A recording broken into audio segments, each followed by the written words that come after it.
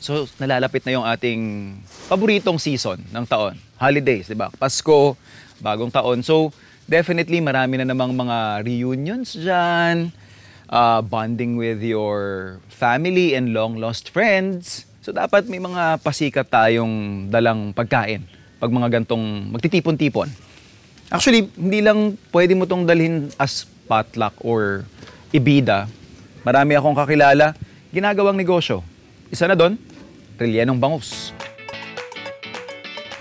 We have here, ito yung mga oversized na bangus. Pag pang party, ito yung the best. Kasi pang centerpiece di ba? Pero pag mga pang negosyo, yung mga dalawahan, yun yung sakto, 2 sa 1 kilo. Pero ito, kailangan lang natin dito is matanggal yung pinaka-loob niya. So, the way we do it is, ito basically, you have your tool. This is your offset spatula or spatula, pwede na rin. Kakayurin mo lang yan loob, make sure na hindi mabubutas yung balat. Yun lang yung rule. Mas madali, iutos nyo kay ate or kay kuya sa palengke. I think magdadagdag lang kayo, mga 5, 10 piso. Kada isang piraso, makukuha nyo na yung parang deboned na or yung parang tinanggal na yung loob niya. So, hahanapin lang natin. Yan. So, mararamdaman nyo naman, mabilis lang yan Shoom. Yan. So, mapapansin ninyo, ayan So, lumuloob na yan. Yan pumapasok na siya. Alalay lang kasi ayaw natin siyang mabutas.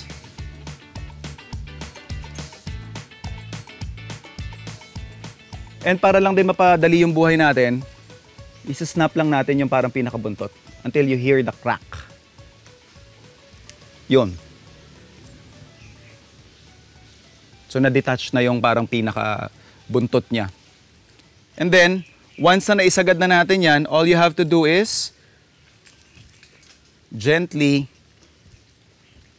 slide mo lang siyang pag ganon, pabalik.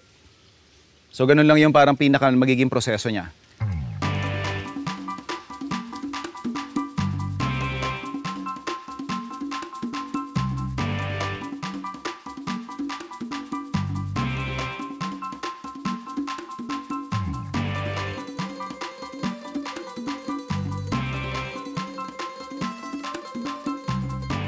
Yan 1, 2, 3, go! Alright!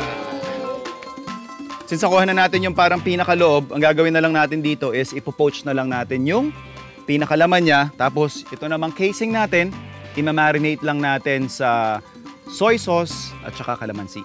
Honestly, I think itong step na to is something that you can skip. Yung stuffing kasi natin, meron naman ng timpla yan.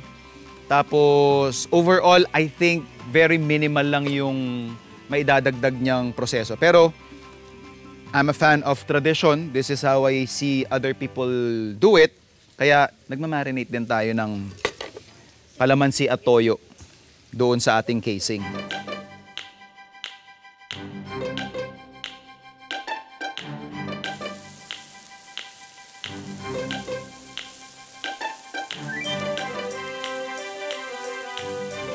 Once na na-poach na natin yung ating bangus, tatanggalin lang natin yan. You can definitely save yung liquid for soup or mga dinding. Okay. Set this aside. Hayaan muna natin siyang lumamig and then enough time for us to prepare yung iba pa nating ingredients.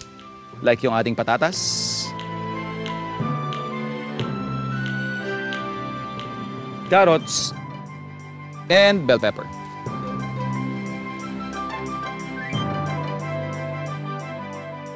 Especially kapag gagawin nyo tong negosyo, ito yung pinaka-critical na step, yung pagtatanggal ng tinik.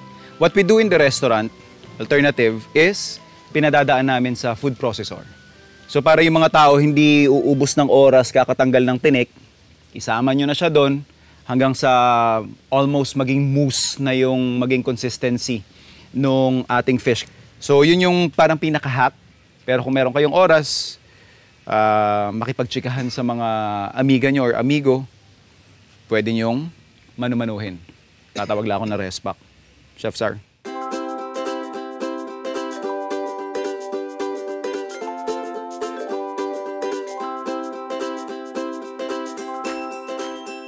Once na mahimay na natin yung ating isda, igigisa lang natin ito kasama ng mga ingredients na prepare natin kanina. So, hot pan, generous amount of oil, and then pagsasama-samahin ko na yung ating sibuyas, bawang, carrots, at saka patatas.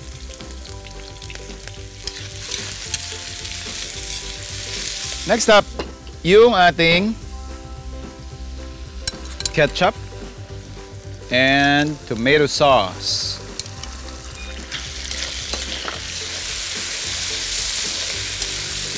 Lagay din natin yung ating raisins. And then yung ating fish.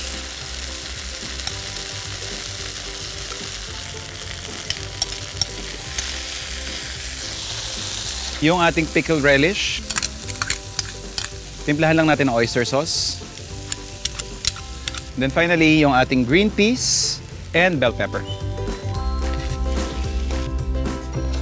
Basically, mga 90% luto na yung ating stuffing. We will just let this cool down and then ipapasok na natin dun sa ating bangus.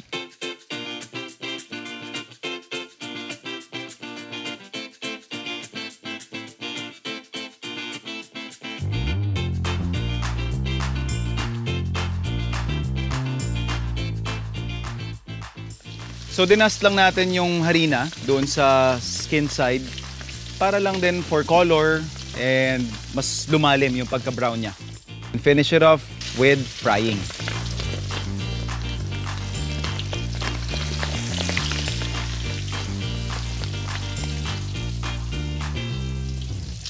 So ito naman yung ulo. Siyempre para maisama rin natin, nilagyan natin ng stuffing, saka natin nilagyan ng foil para hindi ko mawala doon sa pagkakalagay niya.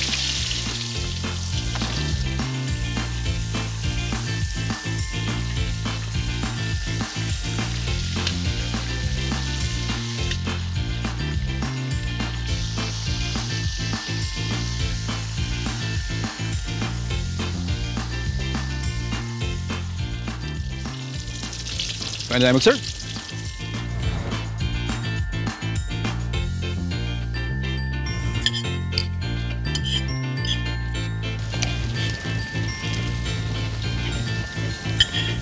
Asado po ba? Sarap na rin na ito ah. Parang ngayon lang nakatikim ng gantong lasa. Ha?